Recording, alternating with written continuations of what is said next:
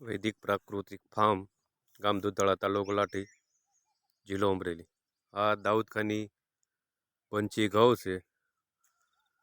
હવે આ બધાય કમ્પ્લેટ નીકળી ગયા છે. દાણા ચડવાની શરૂઆત થઈ ગઈ છે. હવે ટૂંક સમયમાં સપ્ત ધાન્ય અર્કનો છંટકાવ કરવાનો છે, એટલે દાણા ભરાવદાર, મજબૂત અને સરસ થાય છે.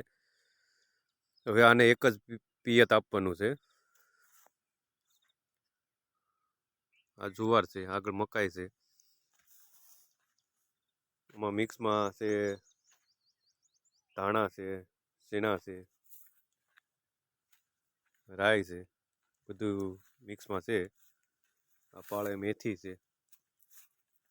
અને પાકતા 1 મહિનો લાગશે. 1 મહિનામાં કમ્પ્લીટ પાકી જશે. આ બાજુ તુવેર હતી, તુવેર કાઢી નાખી છે. હવે એમાં ગાય માટે જુવાર વાવવાની છે.